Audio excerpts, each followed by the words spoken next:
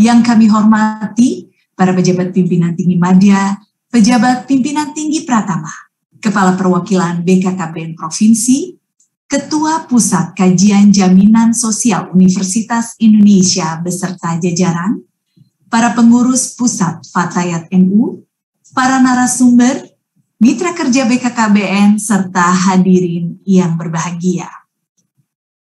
Puji dan syukur kepada Tuhan Yang Maha Esa atas rahmat dan hidayahnya pada hari ini, Kamis 20 Januari 2022, diselenggarakan acara webinar sosialisasi pemahaman hubungan rokok dan stunting untuk BKKBN Perwakilan Provinsi dan tim pendamping keluarga.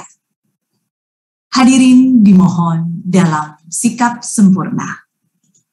Lagu kebangsaan Indonesia Raya.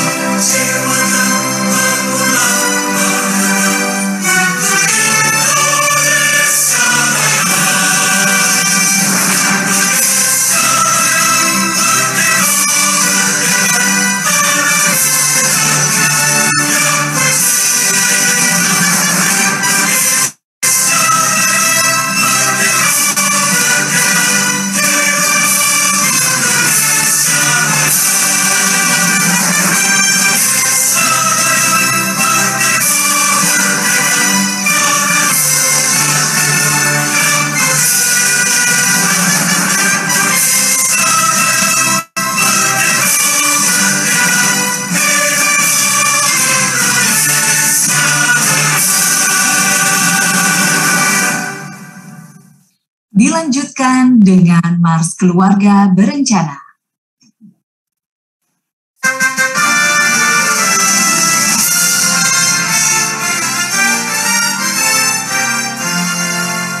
Keluarga berencana, sudah waktunya, janganlah diragukan lagi. Keluarga berencana bersama maknanya untuk hari depan dan jaya. Putra putri yang sehat, cerdas dan kuat, dan menjadi harapan bangsa. Ayah ibu bahagia, sudah ada rumah tangga tetap sentosa.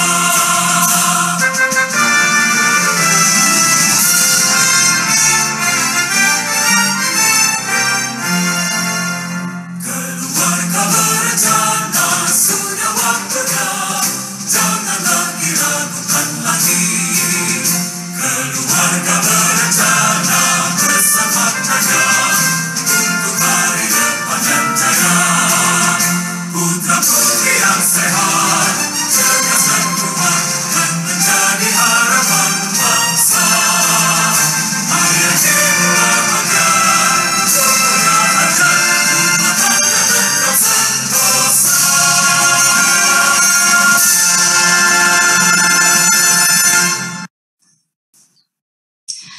Bapak dan Ibu yang kami hormati, sebagai ungkapan syukur kepada Tuhan Yang Maha Esa berjalan dengan baik, marilah kita berdoa bersama menurut agama dan kepercayaan masing-masing. Berdoa dipersilakan.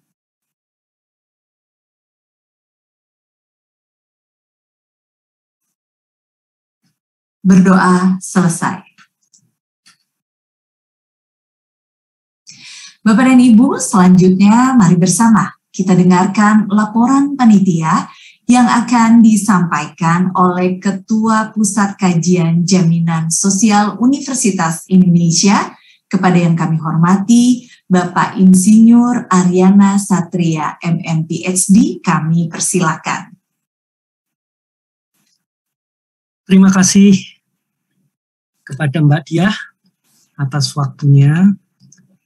Yang terhormat Bapak Kepala BKKBN, Dr. Honoris Causa Dr. Hasto Wasdoyo SPOGK yang diwakili oleh Deputi Bidang Pelatihan, Penelitian, Pengembangan, Profesor Dr. Hewan Muhammad Rizal Martua Damani, MRep Science PhD, Dr.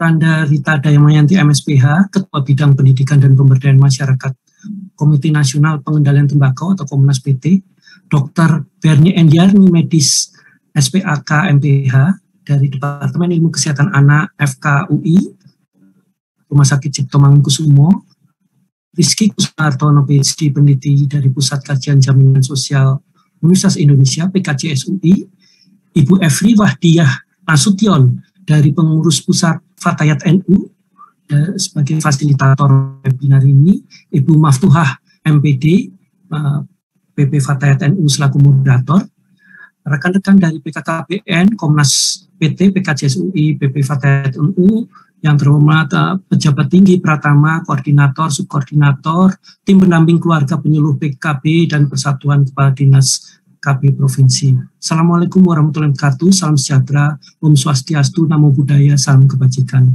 Puji kepada Allah Subhanahu wa Ta'ala atas karunia-Nya kita dapat berkumpul di acara webinar ini. Kami mengucapkan terima kasih sebesar-besarnya atas kesediaan partisipasi Bapak dan Ibu meluangkan waktu pada webinar ini yang tadi juga telah disebutkan merupakan kerjasama dari Badan Kependudukan dan Keluarga Berencana Nasional BKKBN, PKJSUI, Komnas PT, dan Fatayat Nahdlatul Ulama. Tema yang diangkat kali ini adalah sosialisasi pemahaman hubungan perilaku merokok dan stunting untuk BKKBN, perwakilan provinsi, dan tim pendamping keluarga. Acara ini dihadiri oleh berbagai pihak, dan kami mendapatkan data bahwa total tim pendamping keluarga atau TPK hingga level kecamatan mencapai hingga 200.000 tim atau setara dengan 600.000 orang di seluruh Indonesia. Dengan demikian berarti Bapak dan Ibu yang hadir pada hari ini termasuk perwakilan TPK memiliki andil yang sangat penting dalam mendukung program percepatan penurunan stunting di seluruh Indonesia. Seperti kita ketahui, stunting merupakan gangguan tumbuh kembang yang dialami akibat konsumsi gizi yang buruk, infeksi, dan stimulasi psikososial yang tidak cukup. Stunting akan berdampak pada kemampuan kognitif yang buruk, performa pendidikan yang tidak optimal, hingga peningkatan risiko penyakit kronis. Dari riset Kesehatan Dasar Riskesdas 2018 memang prevalensi stunting pada balita dan balita di Indonesia telah turun mencapai 30%, namun angka ini masih lebih rendah daripada batas toleransi WHO yaitu 20%. Jadi hal ini menggambarkan bahwa stunting merupakan permasalahan gizi nasional yang harus mendapatkan perhatian khusus. Di sisi lain, beberapa hasil riset termasuk dari PKJSUI menemukan bahwa anak yang tinggal di rumah tangga dengan orang tua perokok cenderung memiliki pertumbuhan yang mengalami gangguan atau stunting dibandingkan mereka yang tinggal di rumah tangga tanpa orang tua perokok. Hal itu merupakan data Indonesia Family Life Survey. Dampak konsumsi rokok bersifat multidimensi, selain kesehatan perokok dan keluarganya, termasuk tadi stunting, maka rokok berdampak buruk pada ekonomi keluarga hingga kemiskinan. Webinar pada hari ini merupakan bentuk nyata terhadap dukungan program pemerintah untuk menurunkan prevalensi stunting, di mana target Rencana Pembangunan Jangka Menengah Nasional atau RPJMN tahun 2020-2024 menurunkan prevalensi mencapai 19% dari tadi 30%. Di sisi lain, webinar ini juga mendukung target RPJMN menurunkan persentase merokok penduduk usia, terutama penduduk usia 10-18 tahun, menjadi 8,7% dari sekitar 10%. Perilaku merokok orang tua berpengaruh terhadap inteligensi anak secara tidak langsung. Sedangkan Indonesia akan menghadapi bonus demografi mulai dari sekarang hingga sekitar 10-15 tahun mendatang. Maka dari itu penting sekali untuk mempersiapkan sumber daya manusia yang unggul dan berkualitas. Bonus demografi tersebut tidak dapat optimal dimanfaatkan jika kesehatan anak dan pemuda buruk, terutama akibat adanya konsumsi merokok.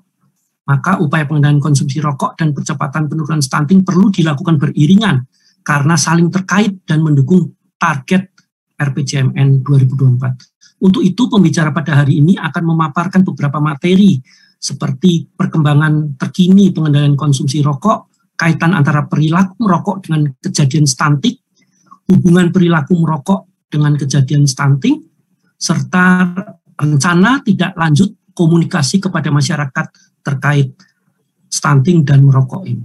Dengan harapan adanya webinar sosialisasi ini, maka Bapak dan Ibu para peserta dapat mengetahui kaitan antara perilaku merokok dan stunting, dapat meneruskan informasi kepada masyarakat luas yang didampingi melalui media poster, leaflet, dan sejenisnya, dan juga memperkuat suara BKKBN di daerah hingga level akar rumput atau terendah dalam mendorong pengendalian konsumsi rokok sehingga dapat mewujudkan percepatan penurunan stunting. Demikian laporan dari kami. Terima kasih atas perhatiannya. Semoga acara ini bermanfaat. Wassalamualaikum warahmatullahi wabarakatuh. Waalaikumsalam warahmatullahi wabarakatuh. Terima kasih kepada Bapak Aryana untuk laporan yang telah disampaikan. Hadirin yang kami hormati, acara selanjutnya, mari bersama kita dengarkan keynote speech Kepala Badan Kependudukan dan Keluarga Berencana Nasional dilanjutkan dengan membuka acara yang akan disampaikan oleh Deputi Pelatihan Penelitian dan Pengembangan BKKBN. Kepada yang terhormat, Profesor DRH Muhammad Rizal Martuadamanik, MRep SC PhD, kami persilakan. Baik, terima kasih Mbak Tia. Suara saya bisa terdengar? Bisa, Pak? Dengan jelas, iya Prof. Baik, terima kasih. Bismillahirrahmanirrahim. Assalamualaikum warahmatullahi wabarakatuh. Selamat pagi, salam sejahtera untuk kita semua. Yang saya hormati Bapak Ketua Kajian Jaminan Sosial Sekolah Kajian Strategik dan Global Universitas Indonesia, Bapak Aryana Satria, kemudian para pejabat tinggi Madya BKKBN, para kepala perwakilan BKKBN di seluruh provinsi di Indonesia, yang saya banggakan, para anggota tim pendamping keluarga serta hadirin dan para undangan webinar yang saya hormati. Alhamdulillah, yang pertama tentunya kita panjatkan puji dan syukur kehadirat Allah Subhanahu wa Ta'ala, Tuhan yang Maha Kuasa, di mana berkat rahmat dan karunia-Nya kepada kita semua pada pagi hari yang cerah ini kita dalam keadaan sehat walafiat secara virtual akan mengikuti webinar dengan tema sosialisasi pemahaman hubungan perilaku merokok dan stunting untuk perwakilan BKKBN Provinsi dan tim pendamping keluarga. Pada kesempatan kali ini saya akan menyampaikan permohonan maaf dari Bapak Kepala BKKBN Republik Indonesia yang pada saat yang sama beliau ada acara yang tidak dapat dialihkan sehingga tidak dapat hadir ke webinar pada kali ini. Bapak, Ibu, dan hadirin sekalian yang saya muliakan, dalam rangka mewujudkan sumber daya manusia yang sehat, cerdas, dan produktif, serta pencapaian tujuan pembangunan berkelanjutan, maka percepatan penurunan stunting menjadi keharusan. Dalam RPJMN tahun 2020-2024, pemerintah telah menargetkan angka stunting turun menjadi 14% pada tahun 2024 mendatang. Berdasarkan data studi status gizi balita di Indonesia tahun 2021, alhamdulillah tren prevalensi stunting Indonesia menunjukkan penurunan.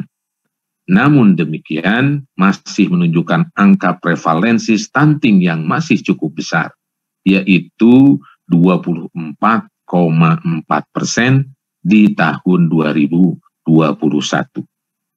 Meskipun telah berhasil diturunkan, namun angka prevalensi stunting pada balita di Indonesia masih merupakan salah satu yang tertinggi di dunia. Indonesia menempati peringkat ke-108 dari 132 negara yang diurutkan berdasarkan prevalensi stunting balita terendah hingga tertinggi. Ini satu kondisi yang perlu mendapatkan perhatian dari kita semua, bagaimana kita dapat menurunkan angka prevalensi stunting ini. Dan berdasarkan laporan tersebut pula, Indonesia merupakan negara dengan prevalensi stunting pada balita tertinggi ketiga di antara negara-negara ASEAN setelah Timur Leste dan Laut Demokrat. Peraturan Presiden nomor 72 tahun 2021 tentang percepatan penurunan stunting, Presiden telah menetapkan target prevalensi stunting yang harus dicapai pada tahun 2024 adalah 11-14%. Nah, untuk melaksanakan percepatan penurunan stunting, ini telah ditetapkan strategi nasional percepatan penurunan stunting yang meliputi pertama, menurunkan prevalensi stunting, yang kedua, meningkatkan kualitas penyiapan kehidupan berkeluarga, yang ketiga, menjamin pemenuhan asupan gizi, yang keempat, memperbaiki pola asuh, kelima, meningkatkan akses dan mutu pelayanan kesehatan, keenam, meningkatkan akses air minum dan sanitasi. Di dalam peraturan Presiden tersebut, Presiden juga telah memberikan mandat kepada Badan Kependudukan dan Keluarga Berencana sebagai Ketua Pelaksana Percepatan Penurunan Stunting dengan kelompok sasaran yang meliputi para remaja calon pengantin, ibu hamil, ibu menyusui, anak berusia 1 hingga 59 bulan. Bapak Ibu hadirin sekalian yang saya hormati, stunting ini merupakan masalah gizi di dunia karena menimbulkan peningkatan morbiditas dan mortalitas, penurunan perkembangan kognitif, motorik, dan bahasa, kemampuan belajar, serta kapasitas kerja. Sehingga penting untuk mengetahui faktor resiko untuk mencegah terjadinya stunting. Tinggi badan ibu merupakan salah satu faktor penting yang menjadi penanda status gizi ibu. Sementara asap rokok mengandung bahan aktif yang mempengaruhi distribusi gizi dan oksigen. Perilaku merokok pada orang tua diperkirakan berpengaruh pada anak stunting dengan dua cara. Yang pertama, melalui asap rokok orang tua, ini akan memberikan efek langsung pada proses tumbuh kembang anak, di mana rokok mengandung bahan aktif yang mempengaruhi distribusi gizi dan oksigen. Yang kedua, dilihat dari sisi biaya belanja rokok. Ini membuat orang tua mengurangi biaya belanja makanan bergizi, biaya kesehatan, pendidikan, dan biaya-biaya lainnya yang tentunya lebih dibutuhkan oleh sebuah keluarga. Hal ini diperkuat pula dengan berbagai hasil survei yang dilakukan oleh antara lain BPS yang menunjukkan bahwa sampai saat ini konsumsi rokok pada keluarga miskin masih sangat tinggi di Indonesia. Artinya, jika belanja rokok dikurangi, bahkan dihilangkan sama sekali, maka kesempatan keluarga miskin untuk belanja makanan bergizi akan menjadi lebih besar. Hal ini menjadi salah satu poin penting untuk mencegah stunting, dan dari sini terlihat tarik-menarik yang kuat antara konsumsi rokok, kejadian stunting, dan kemiskinan. Salah satu penelitian yang dilakukan oleh Universitas Indonesia dan Imperial College London di Inggris menunjukkan bahwa prevalensi perokok pasif dalam rumah di Indonesia tertinggi, yaitu sebesar 78,4% dibandingkan negara-negara lain, seperti dengan di Cina yang hanya sebesar 48,4%, di Bangladesh yang hanya sebesar 46,7%, dan di Thailand yang hanya sebesar 46,8%. Di Indonesia tadi saya katakan 78,4%. Ini sangat tinggi. Hal ini cukup mengkhawatirkan mengingat perempuan dan anak-anak merupakan kelompok yang rentan terhadap asap rokok. Paparan perokok pasif selama kehamilan telah dikaitkan dengan berbagai risiko kesehatan, kematian, dan kesakitan pada bayi, termasuk lahir mati, prematur, keguguran, dan berat badan lahir rendah. Bagi ibu hamil, menjadi perokok pasif berhubungan dengan kelahiran yang berkualitas rendah. Antara lain, rata-rata berat badan bayi itu 71,6 gram lebih rendah. 16% lebih tinggi kemungkinan berat badan lahir rendah, dan 51% lebih tinggi kemungkinan ukuran lahir yang lebih kecil daripada rata-rata. Bapak Ibu hadirin sekalian yang saya banggakan, akhirnya kami berharap hasil kajian ini melalui webinar ini dapat memberikan pengetahuan bagi para pengelola tenaga program di tingkat lini lapangan, terutama tim pendamping keluarga yang sangat saya banggakan, dan para pemangku kepentingan terkait untuk dapat membagikan pengetahuan tentang bahaya rokok kepada seluruh keluarga Indonesia. Demikian yang dapat sampaikan. Semoga Allah Subhanahu wa Ta'ala, Tuhan yang Maha Kuasa, meridhoi setiap upaya kita untuk mensukseskan program Bangga Kencana dan percepatan penurunan angka stunting demi mewujudkan sumber daya manusia Indonesia yang unggul dan generasi berkualitas. Akhirnya dengan mengucapkan Bismillahirrahmanirrahim, seraya berserah diri kehadirat Allah Subhanahu wa Ta'ala, Tuhan yang Maha Kuasa, maka kegiatan webinar sosialisasi pemahaman hubungan perilaku merokok dan stunting untuk perwakilan BKKBN Provinsi dan tim pendamping keluarga secara resmi saya buka. Terima kasih. Billahi taufik wal hidayah. Wassalamualaikum warahmatullahi wabarakatuh. Selamat pagi. Waalaikumsalam. Waalaikumsalam warahmatullahi wabarakatuh. Terima kasih Prof. Damanik untuk sambutan kunci yang telah disampaikan. Mohon berkenan Prof. Damanik dan Bapak Ibu sekalian untuk kita bisa foto bersama. Dipersilakan Bapak dan Ibu untuk dapat mengaktifkan kameranya. Baik. Baik, Bapak dan Ibu, kita akan mengambil foto. Mohon dapat memberikan senyum yang terbaik. Kita akan mengambil dalam 3 kali sesi foto.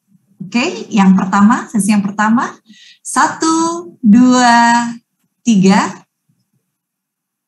Selanjutnya, berencana itu keren? Ya.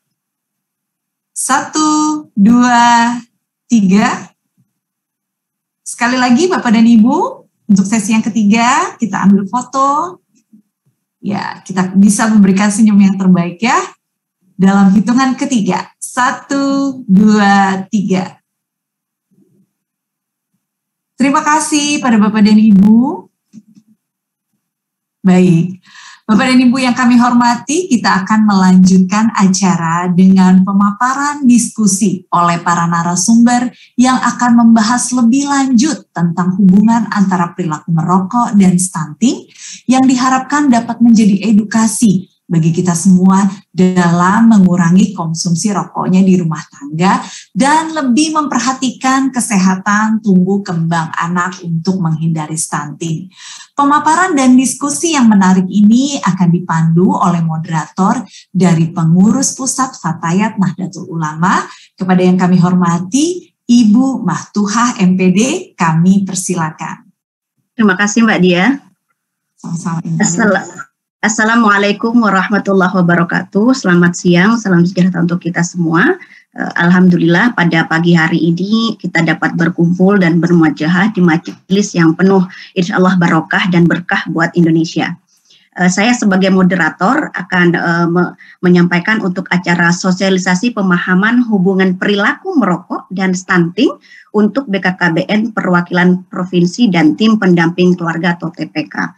Pada hari ini ada 3 narasumber yang insya Allah semuanya expert di bidangnya, yaitu Ibu Dr. Anda Rita Damayanti MSPH.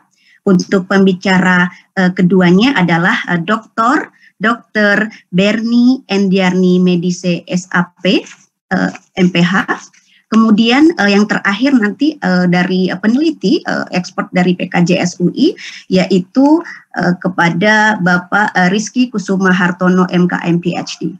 Baiklah, langsung kepada pembicara pertama.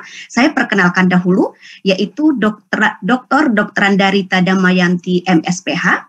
Beliau adalah Ketua Bidang Pendidikan dan Pemberdayaan Masyarakat Komite Nasional Pengendalian Tembakau atau Komnas PT. Beliau adalah seorang kepala di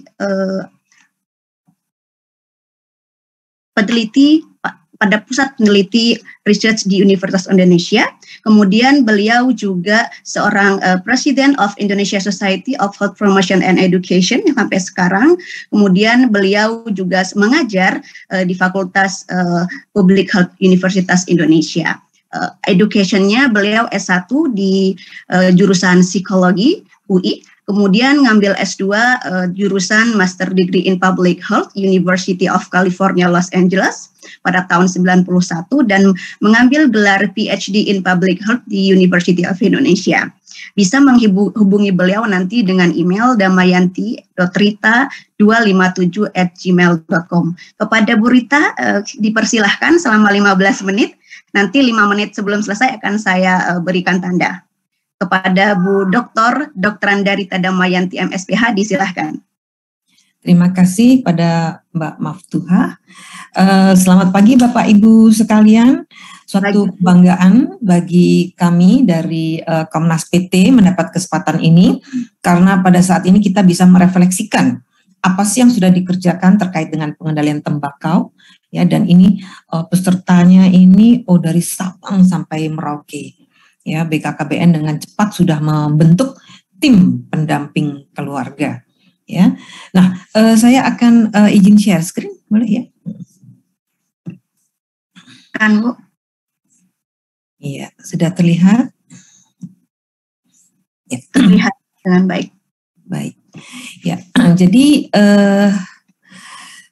judul kami buat sebagai suatu refleksi pengendalian konsumsi rokok, ya, karena saya lihat di sini ada Bapak Ibu yang sudah paham mengenai hal ini, tetapi juga ada ibu-ibu, ya, kader, ya, yang mungkin belum mengetahui kenapa sih konsumsi rokok itu harus kita kendalikan.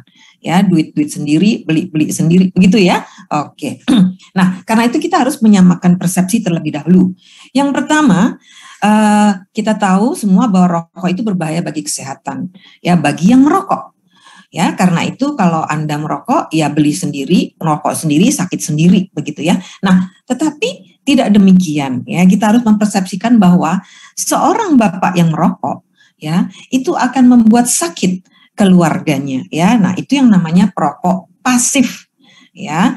Jadi Bapak, Ibu-ibu sekalian ini kalau bapaknya masih ngerokok, silakan disuruh ngerokok keluar, tidak boleh di dalam rumah ya. Nah, tadi sudah disebutkan juga oleh Prof. Rizal bahwa rokok itu berdampak besar ya. Rokok menyebabkan kematian 8 juta masyarakat di seluruh dunia pada perokok, dengan hampir 1 juta diantaranya perokok pasif ya. Nah, sebetulnya konteks kita di sini adalah perokok pasifnya karena kita bicara soal stunting. Nah, jadi rokok itu dampaknya multisektoral. Apa itu multisektoral? Bukan hanya pada kesehatan saja, ya, tetapi ekonomi. Ya, ibu-ibu pasti familiar. Uang segitu-gitunya kemudian diambil untuk merokok, ya, untuk beli rokok. Ya, jadi gaji diserahkan pada ibu-ibu, habis itu diambil untuk beli rokok. Nah, ini penelitian menunjukkan bahwa masyarakat Indonesia menghabiskan uang untuk belanja rokok lebih banyak daripada beli telur dan sumber protein lainnya. Ya, saya kira ini kalimat yang sangat familiar pada ibu-ibu sekalian ini ya. Dan akibatnya rokok merugikan ekonomi 27,7 triliun, itu berapa banyak uangnya ya pada sistem kesehatan dan keluarga ini ya. Jadi BPJS ya yang menanggung itu harus menambal ya, karena dampak ini dampak ekonominya ya. Kenapa ditambal? Karena berdampak pada kesehatan. Ya, jadi kita tahu bersama ada 230.000 kematian akibat konsumsi rokok di Indonesia setiap tahunnya.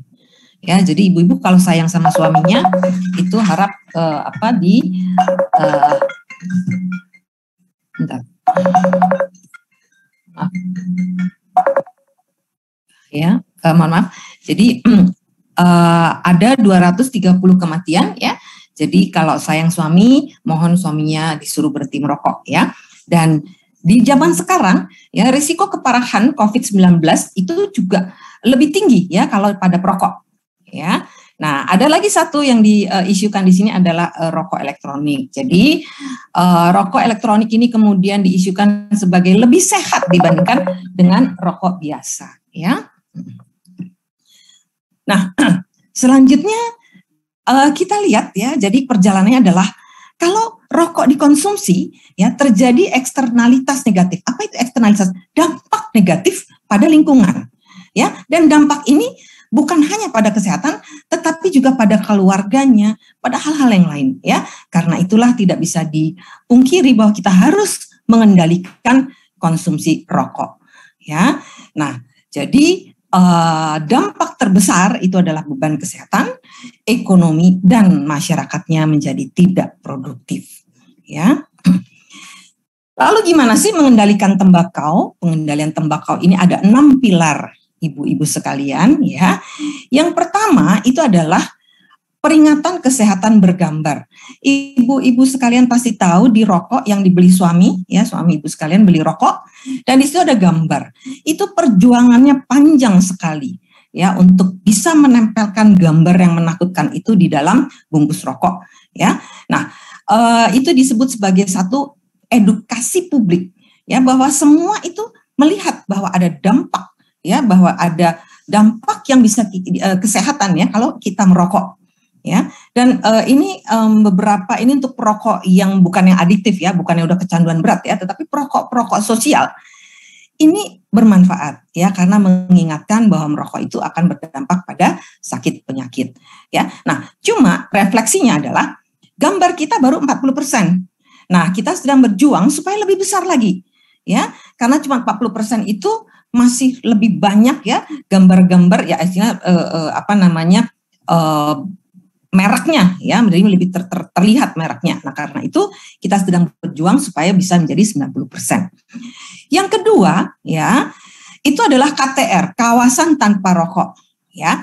Kawasan tanpa rokok ini adalah melindungi perokok pasif. Nah, ibu-ibu, kita sudah mencanangkan banyak KTR ya di kabupaten-kabupaten ya. Tetapi ibu-ibu bisa membuat KTR di rumah. Ya, jadi mohon nanti mulai dari sekarang kawasan tanpa rokok di rumah ini, begitu ya. Nah, kemudian yang ketiga, pemerintah berusaha ya menaikkan harga rokok setinggi-tingginya, ya, karena begitu tinggi harganya orang berpikir untuk beli, ya. Nah, jadi dan juga akses pada anak-anak itu menjadi lebih kecil. Saat ini anak-anak itu mudah sekali beli rokok, apalagi dengan mengeteng, ya ngeteng, jadi belinya batangan, ya. Nah, inilah tujuannya sebetulnya, tapi di Indonesia masih sulit karena boleh beli ngeteng, ya. Kemudian yang keempat, dikendalikan melalui larangan iklan, promosi, dan sponsor rokok. Ya, ini supaya menunjukkan, oh ini bukan kayak barang seperti sabun bisa diiklankan sembarangan, tidak, ya. Karena itu harusnya, ya, iklan dan promosi sponsor rokok itu tidak diperbolehkan, ya. Padahal kita tahu bersama bahwa industri rokok itu sangat murah hati untuk menyumbang, ya, memberikan dana bagi kegiatan anak-anak baik mahasiswa maupun anak sekolah, ya. Nah, kemudian yang keempat, edukasi. Ini adalah salah satu yang kita acara sekarang ini adalah salah satu bentuk edukasi, yaitu memberikan informasi seluas-luasnya mengenai risiko dan bahaya konsumsi rokok, ya, pada kesehatan, ya. Dan yang terakhir, ya, kita tahu bersama seorang yang menjadi perokok adiktif, ya, kecanduan, itu mereka sudah kecanduan, ya, kalau pengen berhenti susah sekali, ya. Karena itu kita harus bantu. Karena itu dibuatlah bantuan-bantuan untuk berhenti merokok, ya, di Kementerian Kesehatan, ya. Jadi ada program-programnya di puskesmas itu pada biasanya juga sudah ada yang bisa membantu bagaimana untuk berhenti merokok, ya. Nah, jadi itu masalahnya dan itu adalah pilar pengendalian tembakau, ya. Lalu refleksinya, rokok itu, ya, mengancam kesehatan, kita sudah tahu, ya. Orang yang merokok itu beresiko lebih besar untuk kena penyakit-penyakit yang tidak menular. Ibu-ibu sekalian, ya, kita ini semakin bertambah usia pasti akan kena penyakit-penyakit yang ini, hipertensi, diabetes, begitu, ya. Nah, tetapi, ya, kalau kita merokok, kita dapatnya akan lebih cepat, ya. Nah, penanggulangan ini tentu saja dengan berperilaku hidup sehat. Salah satu, ya, perilaku hidup sehat adalah tidak merokok. Nah, ini adalah data yang menunjukkan mereka penyakit-penyakit tidak menular ini itu naik, ya, hipertensi naik, ya, hipertensi itu tekanan darah tinggi, ya, kanker, stroke, ya, diabetes, ya, atau penyakit gula, itu semua angkanya naik bersamaan dengan naiknya para pria ini, ya, para perokok pria di Indonesia, begitu. Nah, kemudian apa dong? Ya, ini yang dimerahkan ini adalah kaitannya dengan tugas ibu-ibu sekalian, ya, menjadi tim pendamping keluarga, ya. Jadi ternyata, ya, konsumsi rokok itu berhubungan erat dengan stunting, ya. Data menunjukkan bayi keluarga perokok cenderung beratnya itu kurang 1,5 kilo, ya, atau tingginya kurang sekitar 0,34 cm, ya. Nah, itu kira-kira. Dan kemudian nikotin itu ternyata merusak otak bagian depan, ya, atau prefrontal cortex, ya. Dan ini sebetulnya prefrontal cortex itu berkembang pesat pada anak-anak remaja, ya. Tetapi ketika anak remaja itu merusak atau perokok pasif, ya, mendapatkan rokok dari bapaknya, asap rokok dari bapaknya, itu akan mengganggu perkembangan ini, ya. Apa sih fungsi dari prefrontal cortex ini? Ini adalah merupakan fungsi eksekutif, ya, fungsi eksekutif, ya, fungsi berpikir, emosi ada di sini semua, ya. Nah, jadi nanti anak-anak kita kalau pada kena asap rokok atau merokok, ya, itu membuat generasinya bukan generasi emas itu, ya. Jadi generasinya tidak potensial. Nah, ya, bayi data Susan itu menunjukkan bayi stunting, ya, itu lebih banyak pada perokok aktif, ya, pada bapak, ya, pada kelompok miskin, ya, yang bapaknya itu merokok aktif, ya, itu sekitar 40% itu bayinya stunting, ya. Ibu-ibu nanti tolong diperhatikan kalau datang mendampingi keluarga, kalau bapaknya merokok, silahkan dihimbau dengan materi-materi ini, ya. Nah, kemudian juga lagi, Bu Rita. Ya, konsumsi perokok itu akan memperparah juga COVID. Nah, yang harus diperhatikan adalah sponsor, ya. Iklan merokok mentargetkan anak remaja, ya, dengan film dan sebagainya, ya. Kemudian menempatkan iklan di sekitar sekolah, ya. Salah seorang teman saya yang bekerja di bidang advertising, ketika saya bicara tentang ini, dia lalu bilang begini, pantes ya kalau saya dapat order rokok, ya, untuk dia pesannya adalah cari yang paling dekat dengan sekolah. Nah, ya. Nah, 3 dari 4 remaja itu ya melihat iklan rokok begitu banyaknya ya, dan kemudian kegiatan remaja disponsori. Kenapa? Karena anak-anak ini itu merupakan tambang emas. Dia akan merokok terus sampai 40 dan 50 tahun ke depan. Sementara kalau bapak-bapaknya mungkin sudah kena penyakit gitu ya. Oke, nah rokok ini tadi sudah disampaikan juga itu menyebabkan brain damage ya, otaknya kurang berkembang dengan baik ya, ini sudah ya. Dan kemudian untuk ibu-ibu hamil, nah ini pertumbuhan janinnya itu terganggu ya, dan menghambat perkembangan syaraf anaknya ya. Jadi ini menjadi sangat penting. Nah, rokok itu memang murah banget gitu, di Indonesia itu murah banget ya. Walaupun cukainya didorong untuk naik, tetapi tetap itu masih tergolong murah ya. Nah, kemudian ini akibatnya ini anak-anak jadi aksesnya mudah karena murah ya, sehingga prevalensi perokok anak itu naik ya, prevalensi perokok anak itu naik.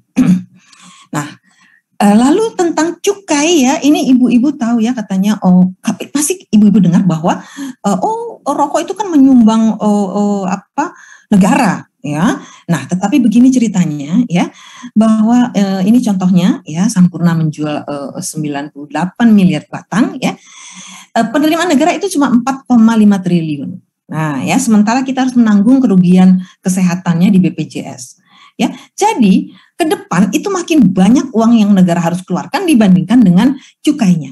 Dan cukai ini adalah bukan kontribusi perusahaan kepada negara, tapi cukai uang denda yang dipungut kepada bapak-bapak sekalian yang berperilaku tidak sehat, yaitu merokok ya. Nah, karena itu apa yang harus kita lakukan ya untuk berubah perilaku ini? Pertama, larangan iklan rokok itu harus secara masif, harga rokok itu harus mahal ya. Kemudian peringatan bergambar itu minimal 90%, penegakan hukum atas larangan jual rokok pada anak dan pengecer jual batangan ini harus ditegakkan ya. Iklan sehat tanpa rokok harus lebih agresif, walaupun dananya cukup besar untuk ini ya. Kemudian perluasan layanan upaya berhenti merokok di UKBM, di fasilitas publik, misalkan di puskesmas ya. Kemudian tenaga kesehatan dan tenaga pendamping seperti Bapak Ibu sekalian, ini menjadi garda terdepan mengedukasi masyarakat bahwa rokok itu berdampak besar pada generasi yang ke depan. Ya, saya kira itu, lakukan pengendalian rokok secara tegas dan berkelanjutan. Mari kita lindungi generasi emas, ya, bukan menciptakan generasi cemas dengan rokok. Terima kasih, saya kembalikan kepada Mbak Maftuha. Terima kasih Bu Rita Damayanti, Masya Allah, pas hampir 15 menit. Terima kasih. Untuk para peserta boleh langsung menanyakan pertanyaan yang ditujukan kepada Bu Rita di kolom chat. Nanti setelah 3 semua pembicara berbicara, baru kita akan ada tanya jawab secara langsung dengan raise hand. Baiklah, saya akan membacakan untuk CV dari pembicara yang kedua, yaitu Dr. Bernie Endiarni Medise SPAK MPH. Beliau adalah staf akademik medis Divisi Tumbuh Kembang Pediatri di Departemen Ilmu Kesehatan Anak FKUI RSCM. Beliau juga seorang konsultan tumbuh kembang anak Brawijaya Klinik di Kemang dan juga Klinik Tumbuh Kembang Lalita di Sumarekon, Bekasi. Riwayat pendidikannya, beliau S1 di FKUI, kemudian ngambil dokter spesialis anak di Departemen IK FKUI RSCM, kemudian spesialis kedua tumbuh kembang pediatri sosial Departemen IK FKUI RSCM, dan mengambil Master of Public Health di University of Nebraska Medical Center USA di Amerika, kemudian ngambil doktornya di ilmu kedokteran FKUI. Insya Allah beliau akan menyampaikan materi kaitan antara perilaku merokok dengan kejadian stunting pada anak sejak dalam masa kandungan, ditinjau dari aspek dokter anak ginekologi kepada Dr. Bernie Endiarni Medise SPAK MPH. Disilahkan 15 menit ya Bu. Baik, terima kasih Bu Tuhan. Assalamualaikum warahmatullahi wabarakatuh. Waalaikumsalam. Terima kasih atas undangan yang disampaikan untuk saya berbagi sedikit ya, lebih sharing ya mungkin ya Ibu. Izinkan saya share screen. Apakah terlihat? Masih proses, Bu. Saya stop sekali. Ya, saya coba.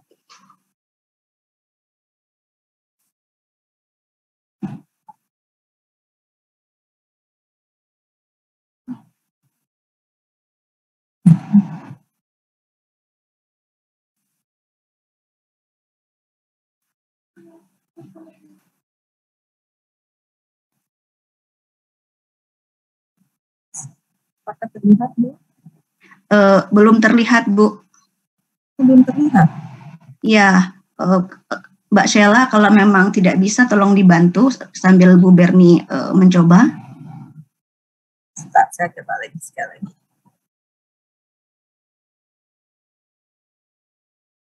Tadi saya sempat terlempar. Mudah-mudahan ini. Ini sudah mulai, sebentar. Ya, sudah terlihat, Bu. Ya, baik. Saya akan bicara tentang kaitan antara perilaku merokok dengan kejadian stunting pada anak sejak dalam masa kandungan, ya. Dan karena saya dokter anak, saya akan meninjau dari aspek dokter anak. Ini saya senang sekali diundang ya untuk bicara karena saya yakin BKKBN ini juga sangat concern dan menjadi salah satu ujung tombak ya untuk pengendalian stunting pada anak. Jadi sebelum saya masuk ke topik utama, saya ingin mengingatkan kembali bahwa yang disebut anak itu memang sejak dalam kandungan hingga usia 18 tahun. Dan pada anak biasanya kita melihat dari sisi tubuh, ya, dilihat dari berat badan, tinggi badan, lingkar kepala. Kemudian juga tentang perkembangannya, dari yang tadinya tidak bisa apa-apa, kemudian bisa duduk, berjalan, dan lain sebagainya. Nah, dari undang-undang juga sudah menyebutkan bahwa kita juga wajib ya, jadi di sini ada undang-undang perlindungan anak, di mana anak ini memiliki hak ya untuk hidup, tumbuh, berkembang, berpartisipasi secara optimal ya, dan harus memperoleh pelayanan kesehatan dan jaminan sosial ya. Dan ini semua tentunya tadi sudah disebutkan ya, kita menginginkan supaya nantinya mendapatkan generasi emas. Mohon maaf saya menggunakan masker karena saya dari rumah sakit. Kemudian di 1000 hari pertama kehidupan juga mungkin ibu-ibu sudah mengerti ya yang disebut dengan 1000 hari pertama kehidupan, yaitu sejak dari masa konsepsi ya hingga anak mencapai usia 2 tahun. Nah, ini memang kalau kita hitung itu 1000 hari. Nah, mengapa ini menjadi penting ya? Karena pada saat inilah terjadi pertumbuhan, perkembangan, juga perkembangan otak yang sangat-sangat besar. Sehingga kalau terjadi sesuatu pada masa ini, maka ini bisa menimbulkan dampak yang jangka panjang. Ya. Oleh sebab itu saya senang sekali kalau diajak bicara sejak masa konsepsi, ya, atau sejak masa di dalam kehamilan. Nah, kalau kita lihat di sini, ini adalah gambaran perkembangan otak, ya, di mana pada usia 9 bulan, itu otak harusnya sudah mencapai sekitar 400 gram. Ya. Tetapi pada usia 3 tahun, itu otak mencapai 1.200 gram. 1.100 sampai 1.200. Sedangkan otak kita beratnya berapa? Otak kita, maaf mungkin saya tidak usah video ya. Sedangkan otak orang dewasa, itu beratnya 1.400. Jadi bisa dibayangkan dari 3 tahun ke dewasa itu hanya penambahan sekitar 200-300 gram. Yang terjadi sangat pesat adalah yang pesat itu di bawah 2 tahun ya, 3 tahun lah. Dan kalau kita lihat di sini gambaran otak. Suaranya kalau bisa lebih didekatkan Bu biar lebih jelas. Kalau saya sih jelas, cuma ada beberapa yang kurang jelas. Oh ya. Jadi kalau kita lihat di sini juga ya untuk gambaran otaknya ya, kalau kita lihat ya, semakin kompleks itu adalah semakin di usia sekitar 6 bulan ya, dengan bertambahnya usia maka dia akan bertambah kompleks. Baik. Nah, Apa saja faktor yang berpengaruh terhadap tumbuh kembang anak? Kalau kita lihat di sini tentunya nutrisi yang pertama, ya. Nah, kita tentunya harus memberikan ASI karena bagaimanapun ASI adalah makanan yang terbaik ya. Kemudian ini biasa kita berikan sampai usia 2 tahun ya. Kemudian nanti tentunya usia 6 bulan diberikan MPASI. Faktor genetik berperan tetapi hanya 30%. Sedangkan faktor lain yang berperan pada tubuh kembang anak adalah lingkungan. Nah, di lingkungan ini termasuk stimulasi, pola asuh, dan juga bagaimana kita menghindarkan anak dari asap rokok. Ini adalah beberapa kebutuhan dasar anak yang seorang orang tua harus berikan ya supaya dia bisa berkembang dengan baik. Ya. Nah, sekarang kita masuk pada efek merokok terhadap anak. Saya akan fokus pada anak. Tadi mungkin sudah dibahas juga ya sebelumnya bahwa pada satu batang rokok itu sebenarnya memiliki lebih dari 6.000 zat kimia, ya. Zat kimia ini bahkan bisa ditemukan pada pada bahan-bahan lain ya, seperti di baterai, kemudian juga ada di lilin, kemudian kalau kita lihat di sini juga ada insektisida ya. Jadi sebenarnya bahan-bahan ini tidak baik gitu. Nah, kalau bisa kita tidak terpapar. Nah, mengapa orang tua ada justru ya memaparkan pada dirinya sendiri dan pada anak. Nah, ini yang kita khawatirkan ya, kalau bisa kita memberikan edukasi nanti ke orang tua. Tadi mungkin sudah dibahas juga ya, ada yang disebut dengan first hand smoke, ya, smoker ya. Kalau misalnya kita lihat di sini, orang yang merokok itu dia akan menghisap asap rokoknya dan dia akan memaparkan sendiri ke tubuhnya. Ya, kalau kita lihat di sini ini adalah bentuk paru-paru yang normal, yang bersih, sedangkan ini adalah yang sudah terpapar ya, sehingga kalau kita lihat tidak baik lagi itu fungsi dari parunya. Ya. Kemudian itu kalau dia merokok, ya masalahnya pada anak mungkin dia tidak merokok, tetapi dia terpapar oleh orang yang merokok, maka disebut dengan second hand smoker. Si anak ini tidak merokok, tetapi ayahnya merokok. Sehingga dia berperan sebagai si anak ini pasif smoker ya. Jadi dia perokok pasif. Dia tidak merokok, tetapi dia terpapar asapnya. Ya, apalagi ayahnya merokok di depan dia. Ya. Nah, ini menjadi salah satu risiko pada anak. Ya. Nah, kalau kita lihat yang menyedihkan, Indonesia ini cukup banyak ini second hand smoke-nya. Ya, sudah ada datanya.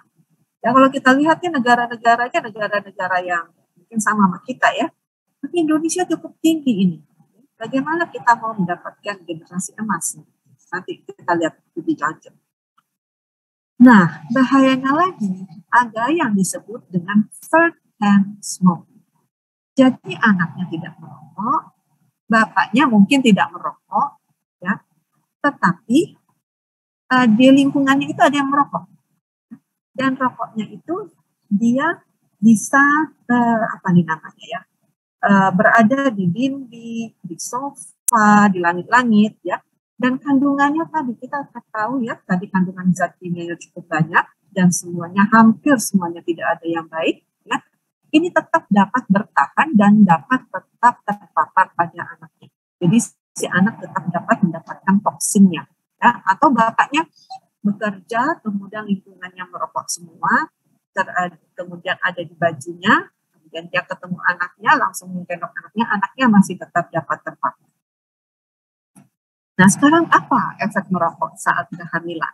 Ya, kalau kita lihat di sini, ini saya hanya ingin memperlihatkan saja bahwa begitu banyak panjang ya, dan banyak sekali bahaya-bahayanya sehingga nanti bisa mempengaruhi perkembangan paru, kemudian dapat menyebabkan defek ya. Kalau kita lihat di sini, efek merokok pada ibu yang hamil itu bisa terjadi untuk ibunya sendiri ya. Tetapi yang saya ingin perlihatkan adalah bahwa janin yang terpapar rokok ini memiliki risiko gangguan kesehatan yang lebih besar. Ya. Dia bisa lahir kurang bulan atau prematur.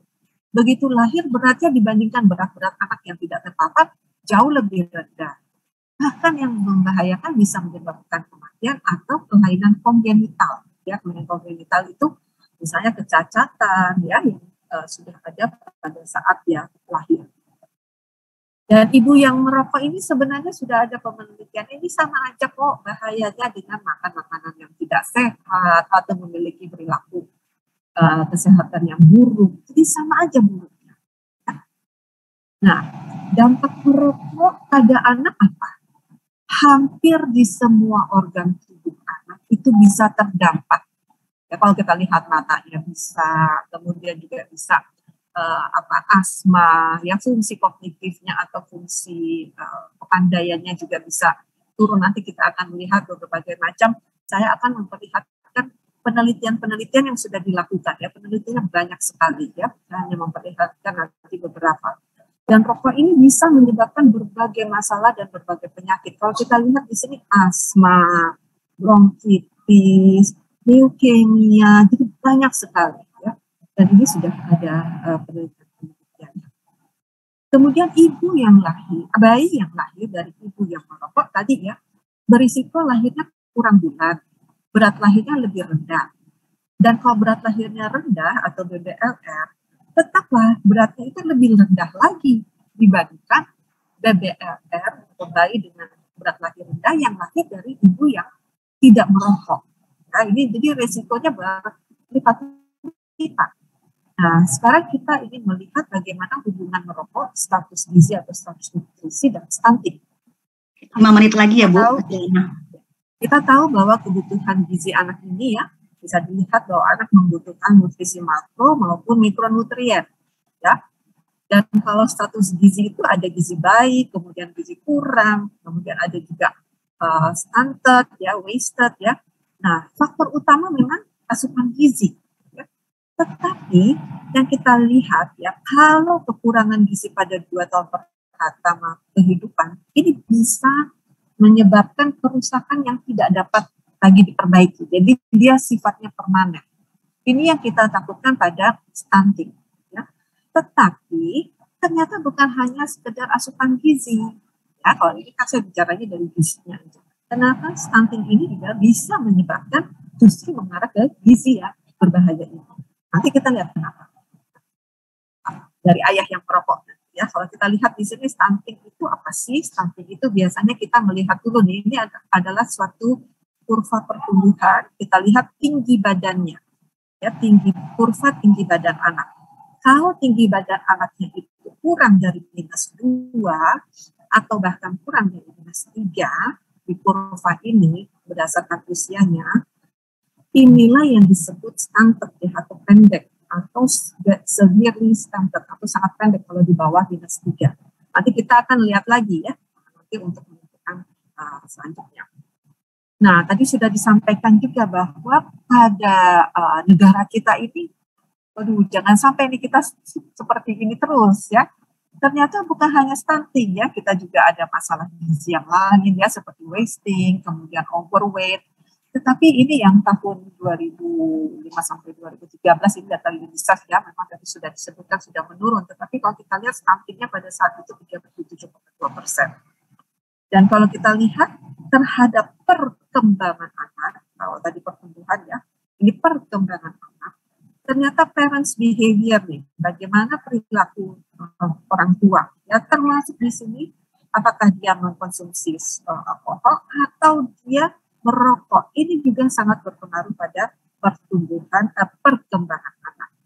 Ya, bahkan di sini dikatakan ayah dan ibu ini merupakan faktor ya yang sangat berperan nih. Kalau kita lihat ya, Bapak Ibu, ini disebutnya P-nya 0,0001.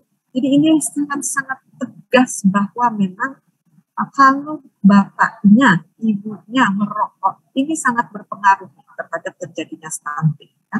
Begitu juga di sini nih, P-nya nih 0,001 ya. Jadi ini betul-betul memperlihatkan bahwa kalau bapaknya merokok, nah ini terjadi status gizi anaknya menjadi lebih jelek lagi. Nah, mengapa?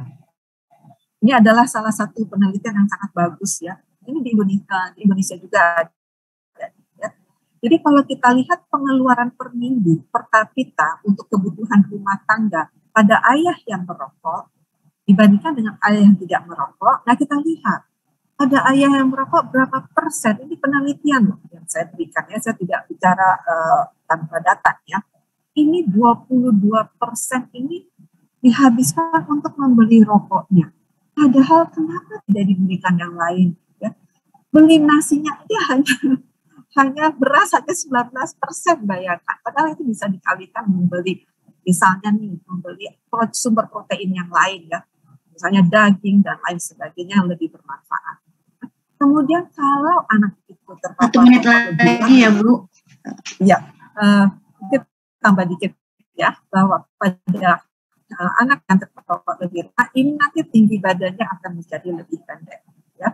Dan ini juga sudah terlihat bahwa merokok menjadi bukti salah satu yang penyebab stunting. Ini akan saya skip saja, tetapi saya ingin memperlihatkan di sini bahwa ayah yang merokok, anak yang ayahnya merokok memiliki tinggi badan yang lebih pendek daripada ayahnya yang tidak merokok. Ini buktinya. Ya. Ayah yang merokok, tinggi badan anaknya lebih pendek yang putih dibanding yang berwarna abu-abu.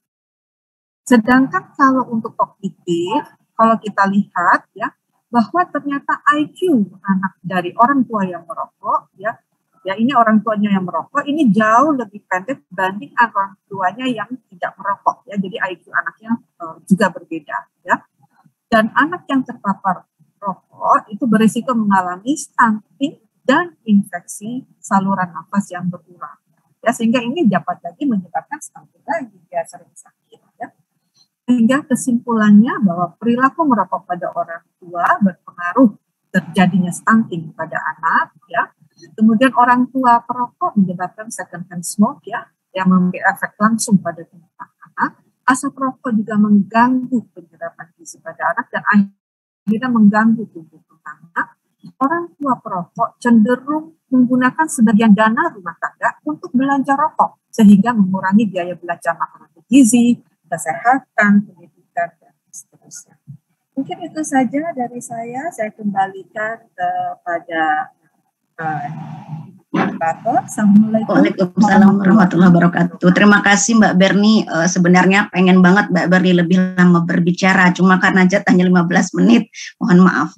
Baik, sudah ada pertanyaan juga buat Mbak Berni, nanti akan saya sampaikan setelah pembicara terakhir kita, yaitu narasumber ketiga, Bapak Rizky Kusuma Hartono MKM PhD.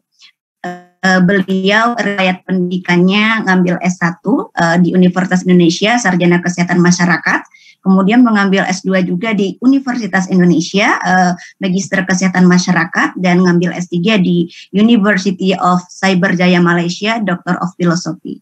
Beliau mempunyai banyak pengalaman kerja, salah satunya adalah di Jurnal Medica sebagai reporter, kemudian sebagai underwriter di PT AJ Manulife Indonesia, kemudian dia juga sebagai dosen di Sekolah Tinggi Ilmu Kesehatan Indonesia Maju (STIKIM), kemudian peneliti di Pusat Kajian Jaminan Sosial Universitas Indonesia (PKJS UI). Bidang penelitian beliau adalah kesehatan masyarakat, asuransi kesehatan, ekonomi kesehatan, kebijakan kesehatan, pengendalian tembakau, dan pencegahan penyakit tidak menular. Kepada Mas Rizky Kusuma Hartono MKM PhD, disilahkan 15 menit Mas. Baik, terima kasih kepada Ibu Maftuha atas waktunya.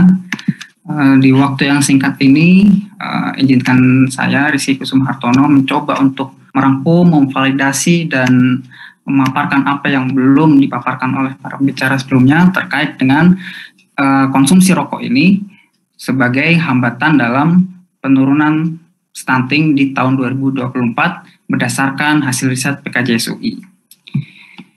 Baik, kita memang sudah berhasil untuk menurunkan prevalensi stunting dari 36% tahun 2007 ke angka 24%, tadi juga sudah disampaikan, namun besaran atau rata penurunan tersebut, lajunya kalau kita lihat rata-rata sebesar 3% per tahun. Nah, sehingga untuk mencapai angka target di tahun 2024 yaitu sebesar 14%, kita masih memerlukan kerja keras, di mana angka 24 ini juga masih dianggap kronis oleh WHO karena angkanya masih lebih dari 20% untuk kasus stunting ini. Di sisi lain, Indonesia ini juga merupakan peringkat 4 ke bawah kalau kita lihat dari posisi di ASEAN. Kita masih kalah dengan Malaysia, Vietnam, Thailand, bahkan Singapura.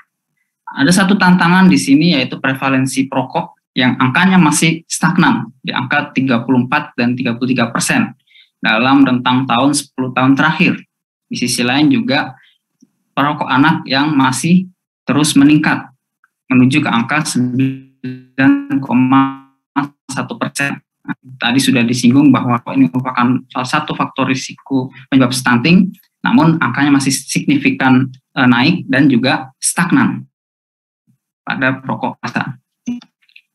Pembicara sebelumnya juga sudah menyampaikan bahwa faktor risiko stunting ada bermacam-macam, dan di sini yang ada jadi penekanan adalah terkait rokok, adalah konsumsi rokok dan paparan asap rokok, yang akan saya lebih detailkan kembali bagaimana konsumsi rokok dan paparan asap rokok ini bisa mengakibatkan terjadinya risiko stunting.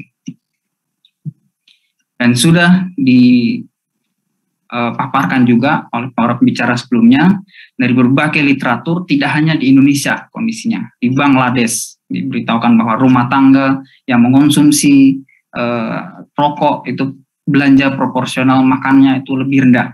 Nah, begitu juga di Pakistan yang menyebutkan ada korelasi signifikan antara stunting dengan merokok di rumah, jadi terkait dengan paparan asap rokok. Kemudian di Kamboja, pengurangan prevalensi stunting selama dekade terakhir berasal dari pengurangan penggunaan tembakau ibu. Nah, jadi tadi sudah dipaparkan juga oleh bicara sebelumnya bahwa jangan sampai ibu merokok atau bahkan terpapar oleh asap rokok, atau jangan sampai ada anggota keluarga para bapak yang membeli rokok sehingga belanja kebutuhan makanannya menjadi lebih berkurang. Ini merupakan hasil literatur review untuk memperdalam bahwa konsumsi rokok maupun paparan asap rokok itu merupakan faktor risiko penyebab dari terjadinya stunting. Nah, sekarang kita akan lebih memperdalam lagi. Tadi dikatakan ada 2 jalur. Jalur pertama adalah jalur konsumsi rokok. Jadi keluarga punya pendapatan, sebagian pendapatan itu dihabiskan untuk beli rokok. Kemudian konsumsi nutrisinya terabaikan, konsumsi protein, konsumsi gizinya terabaikan. Sehingga selain risiko penyakit kronis tadi yang sudah dipaparkan juga, dan juga risiko stunting di sini, dengan didukung oleh lingkungan higien sanitasi yang buruk dan penyakit infeksi, apalagi kita sedang menghadapi pandemi COVID-19 saat ini. Itu dari jalur konsumsi rokok. Kemudian dari jalur paparan asap rokok, dari hasil riset terbaru menunjukkan bahwa zat karsinogenik, di mana tadi juga sudah dipaparkan, rokok mengandung lebih dari 4.000 sampai 6.000 zat berbahaya, yang itu apabila terhirup oleh ibu, yang mana ibu ini merupakan perokok pasif, masuk asap rokok tersebut, zat karsinogenik tersebut ke janin melalui plasenta, sehingga mengganggu pusat hipotalamus janin, sehingga mengalami penundaan pertumbuhan pada janin yang dikandung ibu tersebut, sehingga faktor risiko stunting akan menjadi lebih besar. Oke, itu dari jalur paparan asap rokok. Nah, PKJS UI juga telah memiliki studi empiris terkaitan dengan merokok dan stunting ini yang dilakukan tahun 2018, keterkaitan antara perilaku merokok dengan stunting maupun kemiskinan, dan tahun 2019 yaitu terkait dengan perilaku merokok orang tua dan pada anak stunting di Demak. Dan ini mungkin yang belum dibahas oleh para pembicara sebelumnya, yaitu terkait dengan bantuan sosial dan perilaku merokok masyarakat Indonesia. Baik, kita ke studi pertama.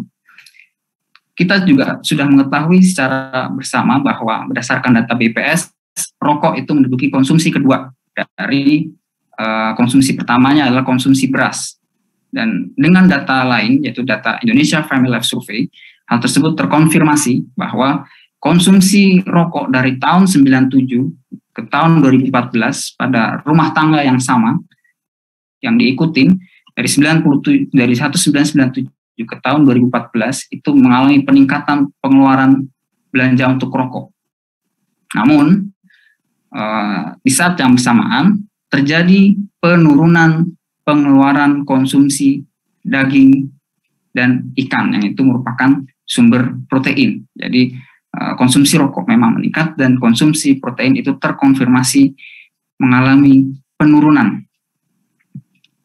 Nah, kemudian tadi kalau Bapak Ibu mungkin memperhatikan kasus di India, peningkatannya adalah 1%. Jadi perokok, apabila ada anggota keluarga yang merokok maka akan meningkatkan 1% kejadian angka stunting. Kalau di Indonesia itu ternyata angkanya lebih besar. Jadi kemungkinan stunting anak perokok itu 5,5% lebih besar dibandingkan dengan anak yang bukan perokok.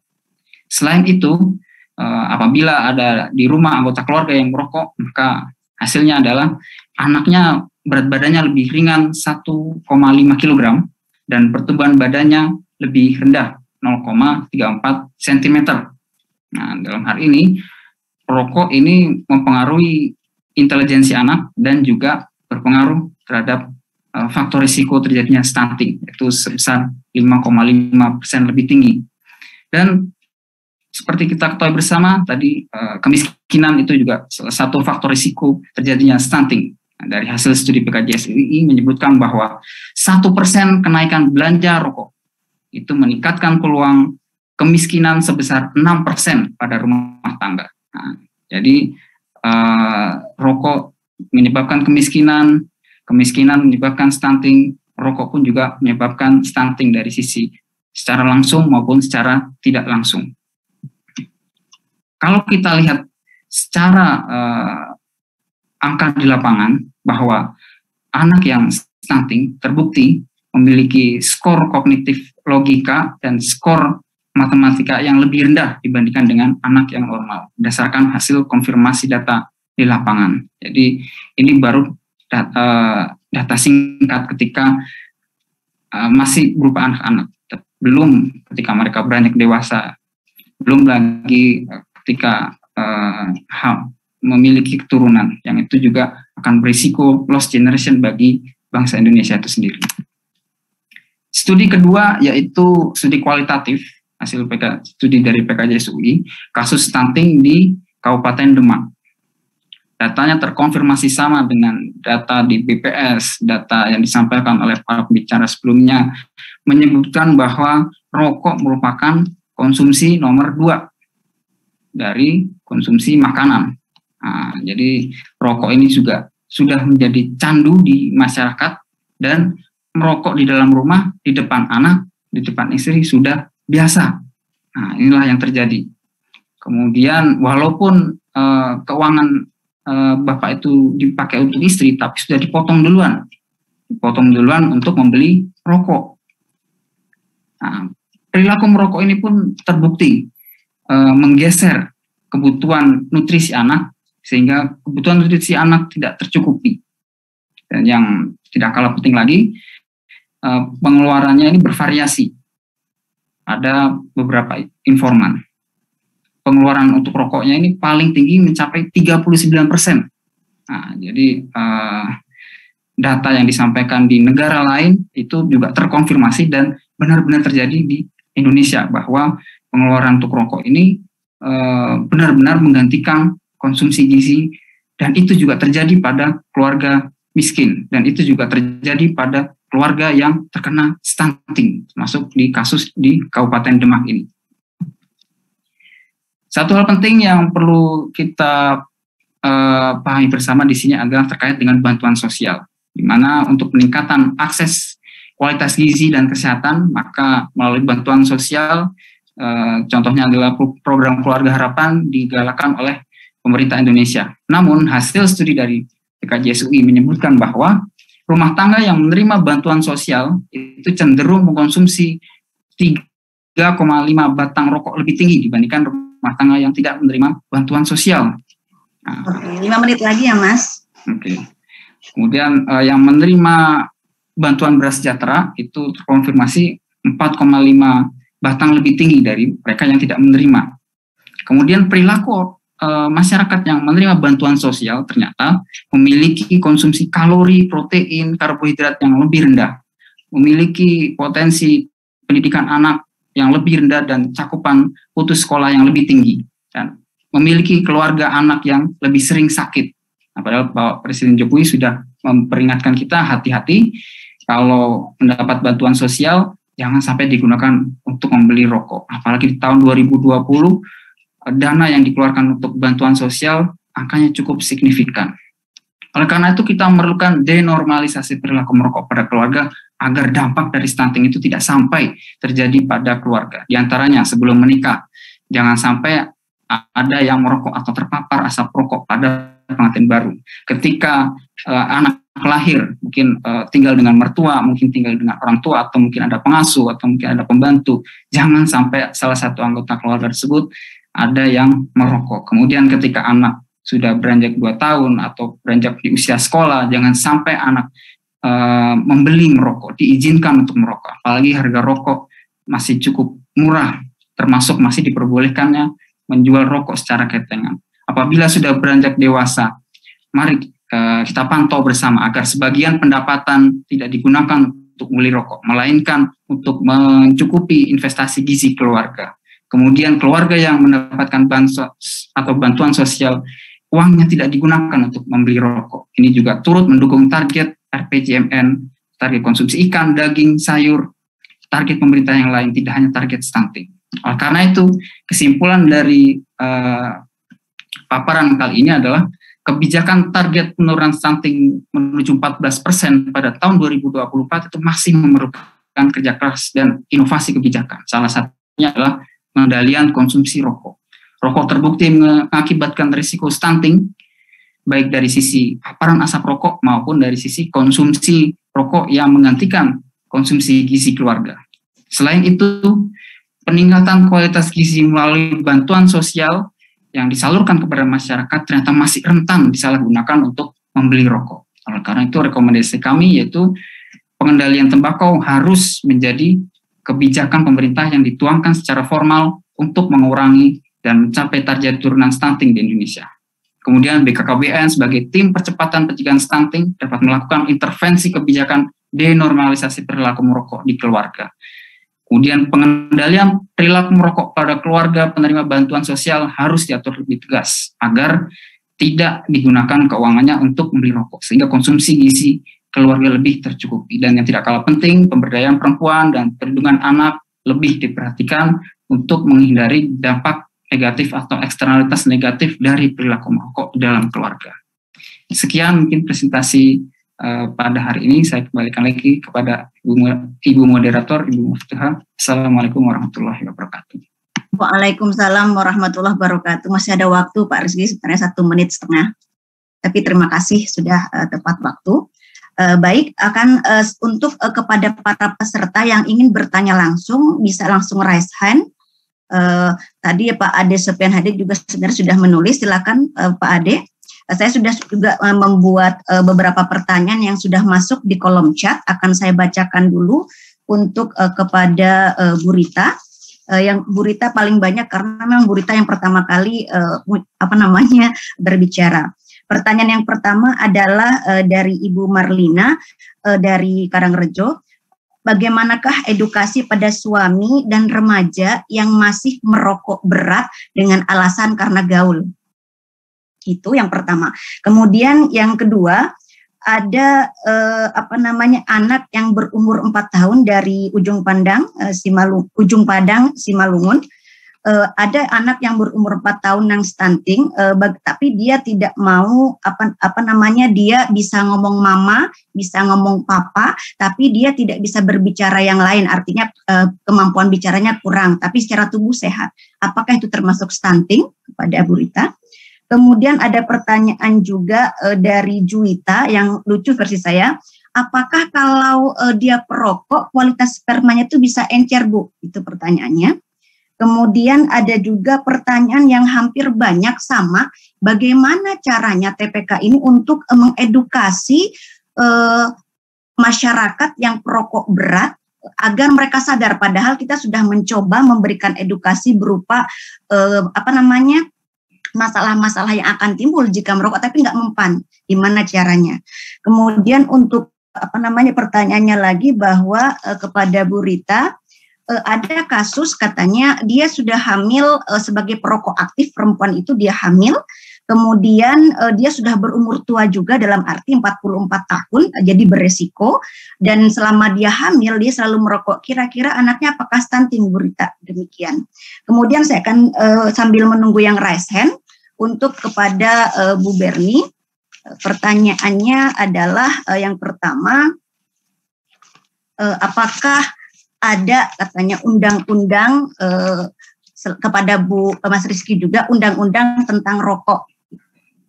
Ketika kita melakukan edukasi, adakah undang-undang tentang itu? Kemudian yang kedua, pertanyaannya adalah apakah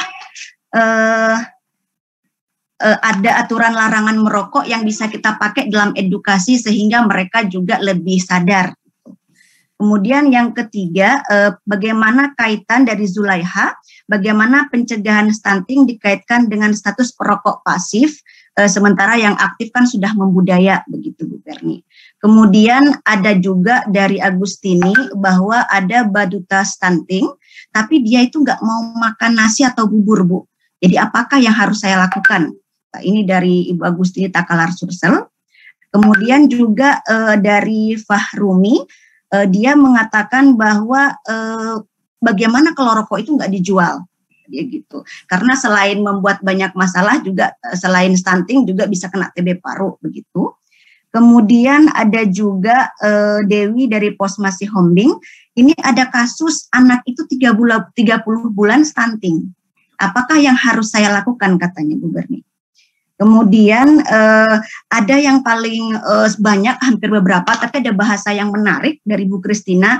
Adakah ramuan herbal untuk orang berhenti merokok yang kira-kira bisa kita kasih kepada suami atau kepada anak yang sudah perokok aktif, katanya begitu.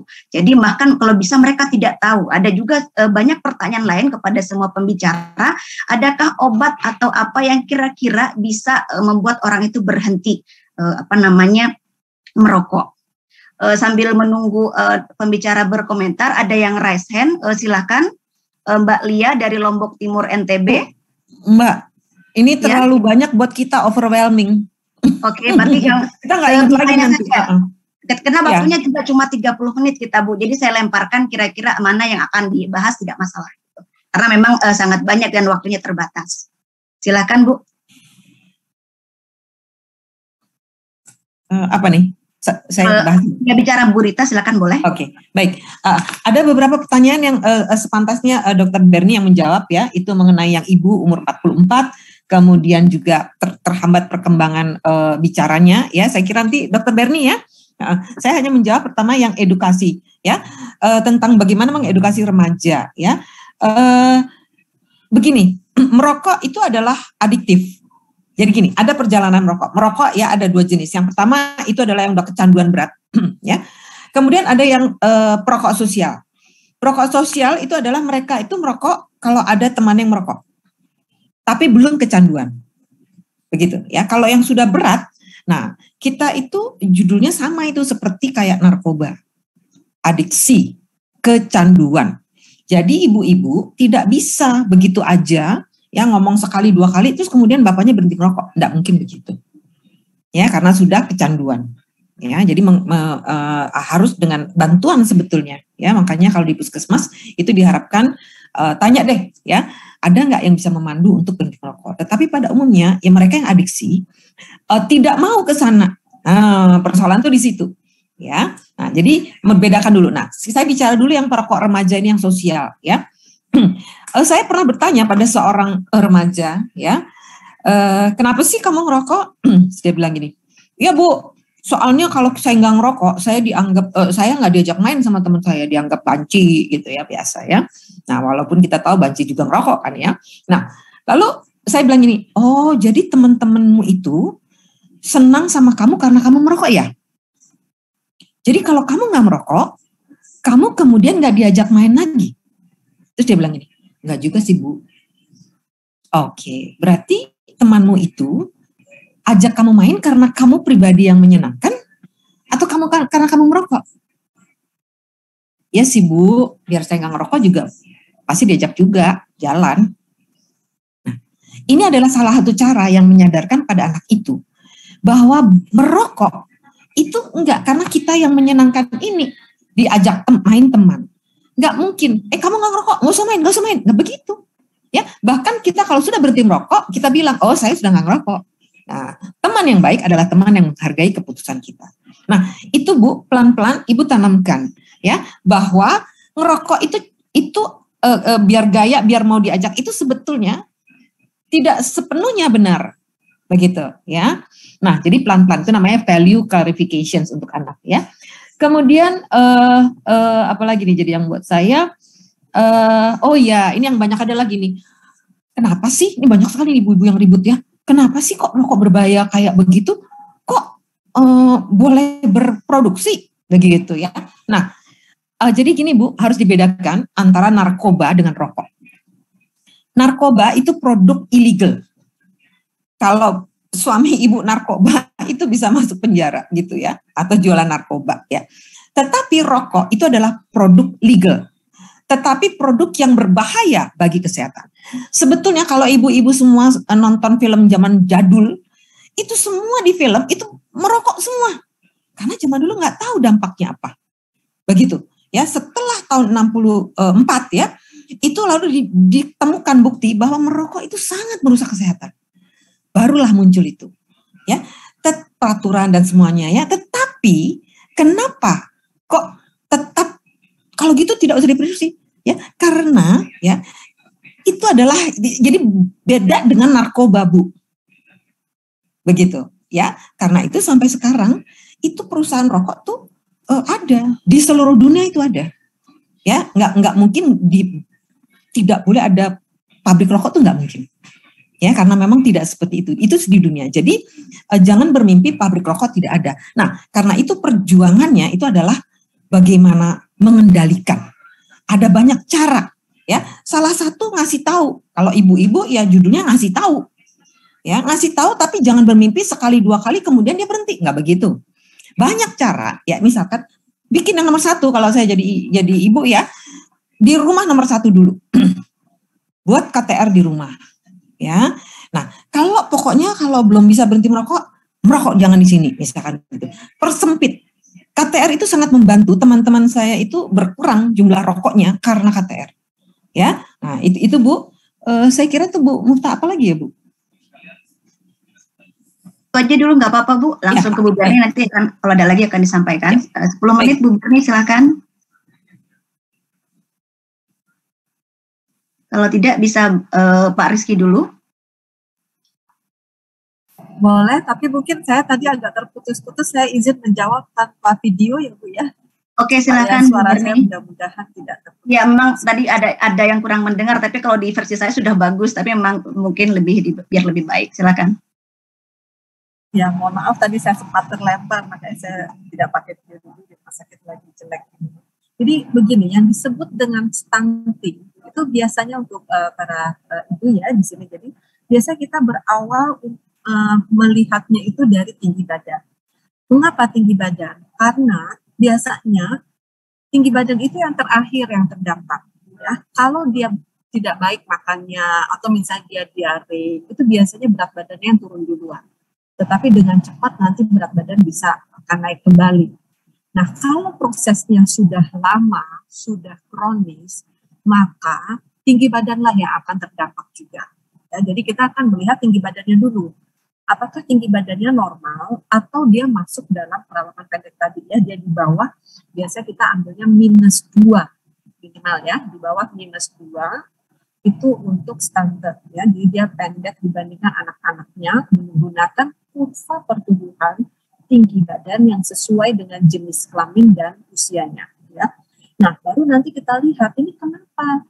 Oh, ternyata tadi juga banyak yang bertanya, kenapa sih yang disebut apa aja tuh penyebabnya? Memang cuma rokok. Penyebab stunting itu sebenarnya berbagai macam.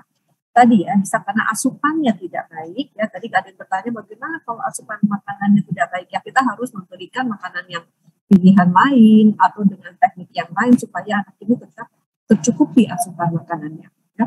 Kalau asupannya tidak bagus, ya, yang terlalu lemah, maka berat badannya akan terdampak dan nanti lama-lama tinggi badannya juga terdampak. berdampak. Dan yang kita takutkan, karena kan untuk tumbuh dan berkembang butuh kalori. Bagaimana dengan perkembangan otaknya? Juga butuh kalori. Kalau misalnya ini tidak tercukupi, yang kita takutkan adalah dampak dari stunting ini, tadi ya, bukan hanya tinggi badannya, tetapi kognitifnya, IQ-nya juga akan berdampak. Sehingga yang kita takutkan lagi, dampaknya ini bisa bersifat permanen. Permanen maksudnya dia tidak bisa diubah, ya. Sehingga yang dibutuhkan adalah kalau bisa sebelumnya sudah kita hindari. Nah, apa hubungannya rokok dengan stunting tadi?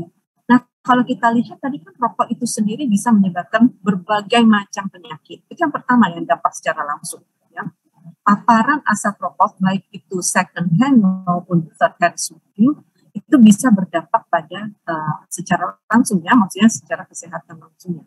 Tetapi yang kedua, tadi kalau kita lihat asupan makanan itu gimana orang dana yang dipakai oleh ayahnya untuk membeli rokok cukup besar, 22%. Ini kan bisa digunakan untuk membeli protein yang dibutuhkan untuk perkembangan otak, perkembangan tubuh si anak ini sendiri.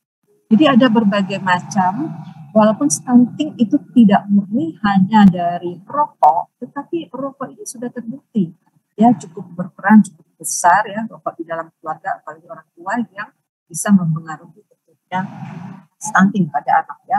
Mudah-mudahan kita tidak mau dong anaknya menjadi stunting ya.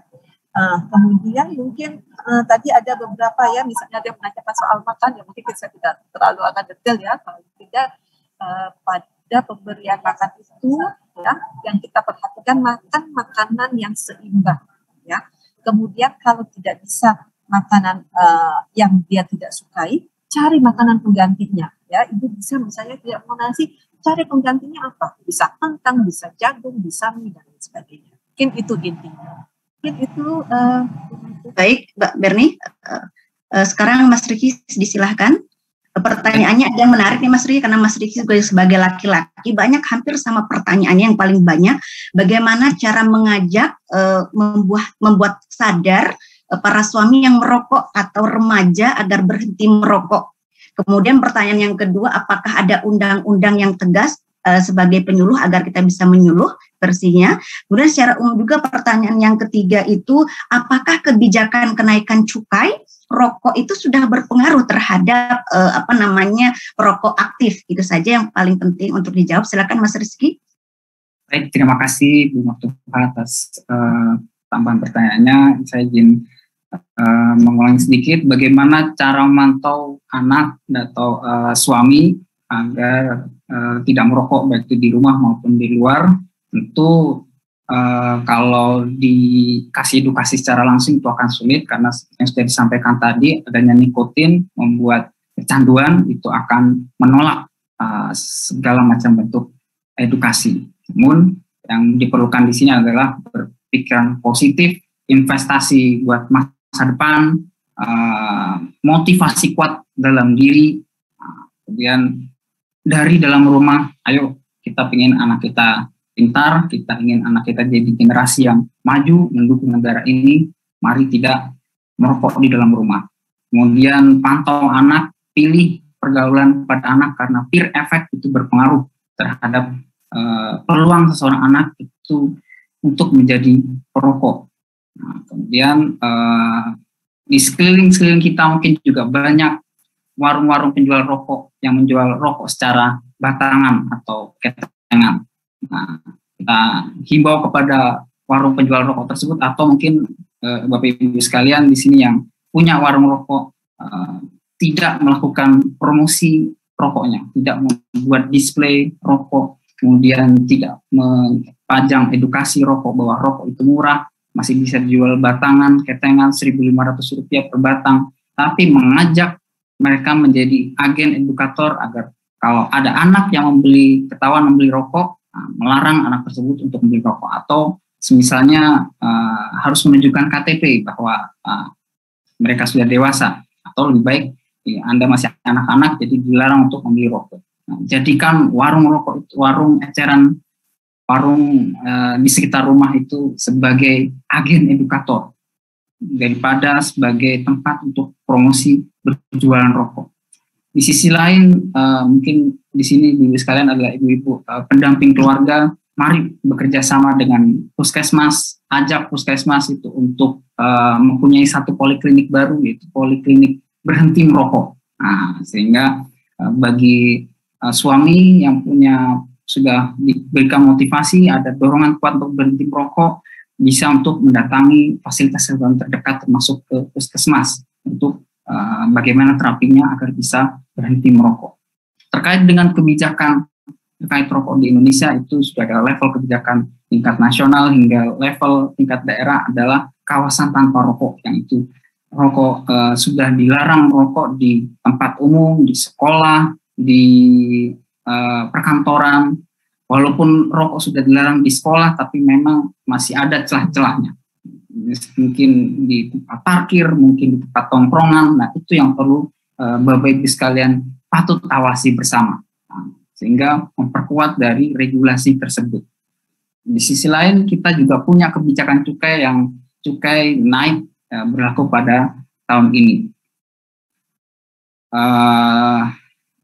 Dengan kenaikan cukai, maka akan memicu memang kenaikan harga rokok, yang itu memang akan menurunkan privilege seseorang untuk berhenti membeli rokok. Namun masih ada pilihan harga rokok yang lebih murah, jadi orang masih bisa turun level untuk membeli harga rokok yang lebih murah. Nah, jadi pantau terus, beri motivasi yang kuat, beri dukungan bahwa merokok ini merugikan, membakar uang. Lebih baik konsumsi gizi, anak sehat, nanti bisa membantu ke kondisi keluarga dan turut membantu negara. Mungkin itu kira-kira jawaban dari. Terima kasih Bu.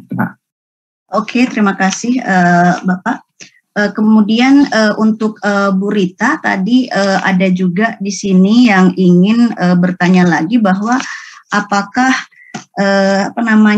asap rokok residu yang pada perokok aktif ketika dia pulang mungkin sudah ada, dia melakukan, sudah tidak merokok di rumah, tapi ketika dia pulang, ketika dia cium bayinya, cium anaknya, apakah berpengaruh terhadap stuntingnya itu. Kemudian juga apakah anak yang tidak suka makan yang bergizi, bagaimana caranya agar dia juga tidak stunting?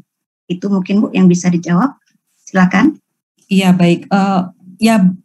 Itu yang namanya third hand smoke, Ibu, ya. Jadi perokok kan perokok yang aktif itu kalau kita langsung merokok sendiri, ya, ngisep-ngisep sendiri, asapnya masuk ke dalam tubuh kita, gitu ya. Nah, yang second hand smoke kita tidak merokok. Ini banyak di antara ibu-ibu yang tidak merokok, tapi suaminya merokok. Nah, itu second hand smoke. Yang ketiga itu adalah bapaknya merokok di tempat kerja, pulang menggendong bayinya. Nah, itu third hand smoke, ya. Nah, berdampak, tapi saya kira stunting itu kaitan antara merokok dan stunting itu lebih banyak kaitannya adalah ketika pengelolaan keuangan. Ya, ketika Bapak memilih untuk membeli satu bungkus rokok dibandingkan dengan memberi telur bagi anaknya. Nah, itu sebetulnya lebih banyak ke situ. Ya. Lebih langsung dampaknya, ya. Tetapi kalau untuk yang third hand smoke berdampak juga, tetapi mungkin tidak ke arah stuntingnya, begitu, ya. Tetapi betul, ibu-ibu sekalian, kalau suaminya ngerokok, pulang sebelum cium anaknya suruh mandi dulu, ganti baju, kayak COVID gitu loh. Kalau kita COVID kan pulang ke rumah harus mandi dulu, ganti baju dan sebagainya, ya. Nah, itu diperlakukan seperti itu. Kemudian yang kedua tadi apa, Mbak? Maaf. Yang kedua itu tentang ketika anak itu kurang bergizi, contohnya apakah bagaimana caranya dia tidak stunting? Iya. Ya, ibu-ibu sekalian, yang banyak terjadi itu ibu-ibu kurang sabar nyuapin anak. Ya, memang kan anak ada yang makannya lama banget gitu ya. Dulu anak saya juga begitu ya. Nah, jadi ketelatenan itu, ya, bagaimana caranya sebetulnya itu di WHO tuh diajarin juga, ya, anak itu dipangku, ya kan, jadi ajak main, ya, jadi jangan mainnya tapi jangan yang main lari-larian gitu ya. Nah, jadi anak itu duduk bersama, ya, disuapin, ya, dan kemudian kita persuasi sambil cerita, sambil apa. Jadi anak itu senang. Tapi kalau ibu-ibu nyuapin udah lama makannya ya sambil marah-marah, ya anak itu langsung asosiasinya, duh kalau makan itu dimarahin, kalau makan dimarahin. Alhasil jadi dia tambah nggak suka makan. Nah, jadi banyak cara Bu, ya, mungkin tidak sempat di sini ya, triksnya nanti Bu Dokter Berni juga, dokter anak ya, itu banyak triksnya. Tapi yang jelas ya, yang sering saya perhatikan, ibu-ibu itu yang anaknya stunting pada umumnya tidak masak khusus buat anaknya. Tapi dia hanya membagi, ya. Ketika kita tanyakan, kenapa nggak masak buat anaknya secara khusus gitu ya? Buang duit. Ntar kalau saya udah masak, udah capek masak, kemudian anaknya nggak makan, ya double percumanya ya. Kalau karena itu dia hanya mengambil makanan dari masakan orang dewasa, ya. Dan kemudian anaknya dampaknya juga anaknya jadi nggak begitu suka, ya karena mungkin lebih keras dan sebagainya. Nah itu Bu, tetapi memang trik pola makan ya itu sangat penting. Ya kalau di emo-demo, barangkali ibu-ibu yang di Sumatera, di Jawa Timur, itu kan ada emo-demo ya Bu. Nah di situ diajarkan pola makan seperti apa, mengatur pola makan anak. Ya? Ini ada satu pertanyaan kepada Bapak Ade Sofyan, segera untuk satu orang bertanya langsung. Dan setelah pertanyaan ini nanti Bu Rita, Pak Rizky, sama Bu Berni closing statement 1 menit lah gitu ya. Setelah pertanyaan ini kita jawab bersama. Silakan Pak Ade. Baik, terima kasih banyak atas kesempatannya, Bu. Pertanyaan saya tunjukkan ke Dr. Berni.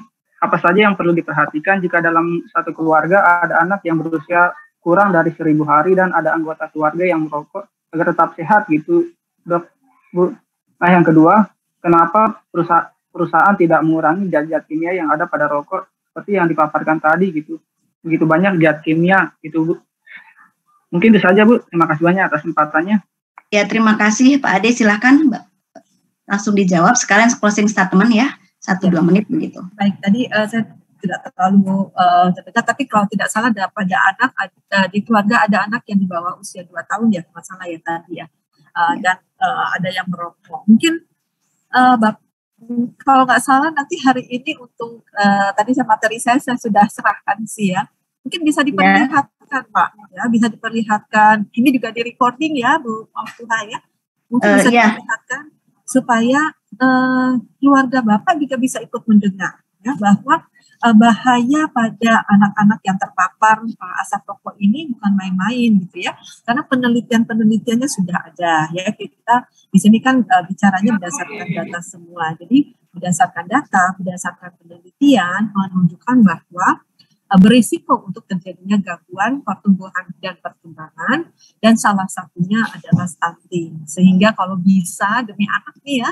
anak kan generasi penerus kita nih, kalau bisa kita menghindari untuk paparan tadi ya. Kemudian kalau untuk pertanyaan mungkin itu ditujukan ke Mas Rizky mungkin ya, atau Bu Rita tentang tadi ya usaha kayaknya tidak setelah lagi. Tentang pertanyaan kedua sepertinya mungkin bisa ke Pak Rizky atau Bu Rita ya, tentang kenapa masih terus ada ya, kalau nggak salah tadi.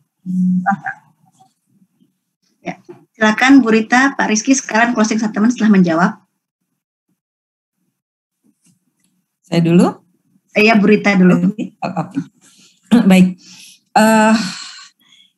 Ini kebanyakan ibu-ibu kan ya tim pendamping. Ada yang bapak nggak ya? Banyak juga bapak-bapak. Banyak juga. Mohon maaf bapak-bapak. Dari tadi saya ibu-ibu melulu nih. Ya. Okay. Ya, baik. Pada bapak ibu pendamping keluarga, ya.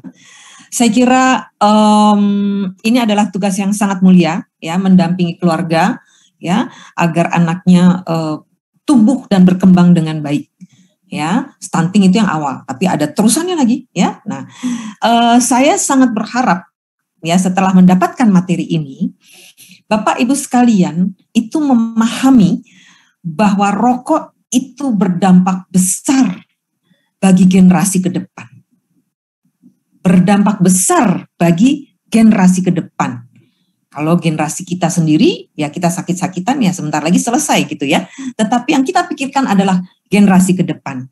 Jadi Bapak Ibu sekalian, ya, bagi bapak-bapak yang masih merokok, berhentilah merokok. Begitu ya. Bagi ibu-ibu, ya, saya kira ibu-ibu ini menjadi tonggak, ya, karena kita biasanya perempuan cerewet nih Bu ya. Nah ya, kita bisa, saya melihat ada beberapa kelompok ibu-ibu yang kemudian bisa membuat satu desa, ya kalau rapat di kelurahan itu tidak merokok bapak-bapaknya. Mulailah ibu-ibu dari tim ini ya menggerakkan desanya agar menjadi desa KTR, ya kawasan tanpa rokok, dan mendorong warganya membuat itu menjadi rumah tanpa asap rokok. Saya kira itu harapannya, dan kita akan selalu kalau ada keperluan apa, kita dari Komnas PT ya kita bersedia untuk mungkin berdiskusi lebih spesifik barangkali ya. Kalau ini saya lihat ada 3.000 ya, mungkin nanti kita bisa lanjutkan kegiatan ini dengan lebih spesifik. Terima kasih. Selamat berjuang Ibu Bapak sekalian. Ya. Pak Rizky silakan sekalian menjawab dan closing statement 2 menit ya. Baik, terima kasih. Pada closing statement saya akan memperkuat kembali motivasi pada Bapak Ibu semua agar bisa mendorong anggota keluarga di rumah untuk membeli rokok. Untuk tidak membeli rokok, maksud saya begitu. Di mana harga satu bungkus rokok itu setara dengan rata-rata adalah Rp20.000 ya, satu bungkus rokok ya. Itu setara dengan 10 butir telur.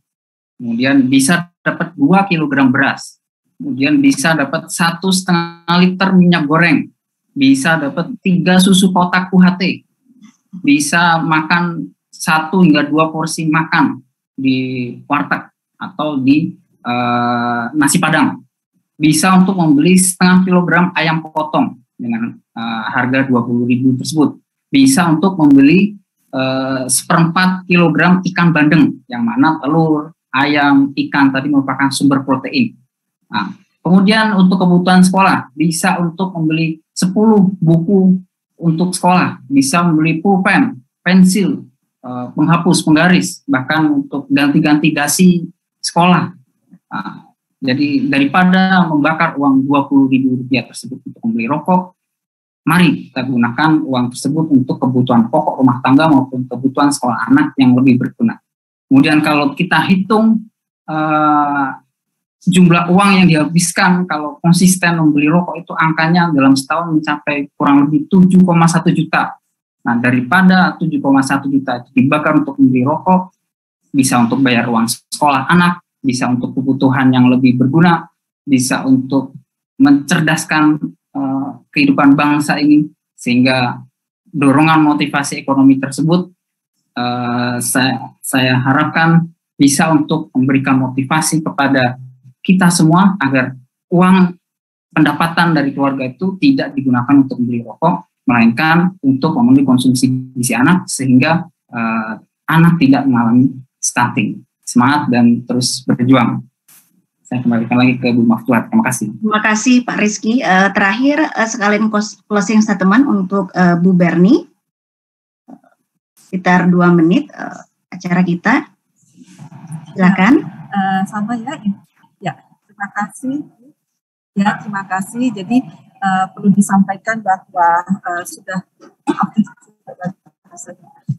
banyak sekali bukti yang memperlihatkan bahwa adanya hubungan konsumsi atau rokok di dalam keluarga dengan adanya stunting atau masalah kesehatan lain pada anak. Jadi mohon nanti bisa disampaikan ya kepada keluarga semuanya ya, bahwa kalau bisa tadilah pergunakanlah dana yang tadi sama dengan Rizky ya, belilah semua yang lebih baik yang bisa digunakan untuk kesehatan anak daripada digunakan kemudian dia hanya lenyap sebagai abu dan kemudian asap semata gitu ya. Mungkin itu yang saya sampaikan. Terima kasih. Ya, terima kasih Bu Berni, terima kasih kepada seluruh narasumber kita, yaitu Bu Rita Damayanti, kemudian Pak Rizky Kusuma, Bu Berni Medisi. Mohon maaf tidak bisa memberikan banyak waktu untuk mempresentasikan acara webinar kali ini, sosialisasi pemahaman hubungan perilaku merokok dan stunting. Intinya bahwa kita bagaimana mengkampanyekan dan mensosialisasikan bahwa rokok juga berpengaruh terhadap stunting, dan bagaimanapun kita berusaha agar tidak merokok dimulai dari tempat yang terkecil, yaitu rumah kita sendiri, kepada suami, anak, dan keluarga terdekat. Jadi tidak usah terlalu jauh dulu, minimal dari keluarga dekat, kemudian tetangga, kemudian baru naik sampai nasional. Demikian Saya tutup dengan membaca hamdalah, alhamdulillahirabbil alamin. Terima kasih ke semua para narasumber dan juga peserta yang sampai sedetik ini tetap 1.000 lebih dan dari YouTube hampir 3.000. Terima kasih atas animonya. Kemudian akan saya berikan kepada Bu Diah sebagai MC. Silakan Bu Diah. Terima kasih. Terima kasih kami ucapkan kepada para narasumber dalam hal ini Ibu Rita, Ibu Berni, dan Mas Rizky, dan juga Ibu Moderator, Ibu Maftuhah untuk pemaparan dan diskusi yang luar biasa. Dan semoga pemaparan dan diskusi ini semakin bermanfaat bagi kita untuk mengkampanyekan rokok dan bagaimana kita bisa mengatasi stunting untuk generasi ini. Terima kasih banyak.